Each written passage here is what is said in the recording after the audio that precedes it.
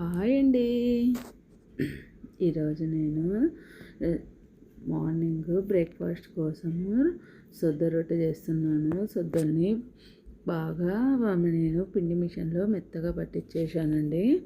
దాంట్లో పట్టించి పెట్టేసి ఈరోజు సొద్ద పిండితోటి రొట్టె చేసేస్తున్నాను. నువ్వులు, కొంచెం ఉప్పు అన్నీ వేసేసి సొద్ద పిండిని వేసి వేడి నీళ్ళు వేసేసి బాగా మనము నాదుకోవాలన్నమాట.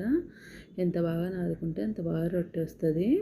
మనము సొద్ద రొట్టెకు బాగా నాదినాక కొంచెం పక్కకు పెట్టేసి తర్వాత ముద్ద తీసుకొని మనము చపాతీ పలకాన్ని పెట్టుకొని పిండి కొంచెం చల్లుకోవాలి. మనం ఆ ముద్దను రౌండ్గా చేసుకొని ఫస్ట్ కొంచెం సేపు చేతితోటి అనుకోవాలన్నమాట, రౌండ్గా వచ్చేటట్టు. తర్వాత మనము చపాతీ కర్రతోటి బాగా పెద్దగా రొట్టెలాగా సాదుకున్నాము అంటే బాగా రొట్టె అనేది ఎంతో బాగా వస్తుందండి. కుట్టడం నాకు రాదనేసి నేను చపాతీ కర్రతో చేసుకుంటాను. తర్వాత రొట్టె పెన్నం పెట్టేసి హీట్ అయితేనే సాదుకున్న మనం రొట్టెని వేసేసి కొంచెం సేపు ఆగినాక వాటర్ అనేది స్ప్రింకిల్ చేయాలి.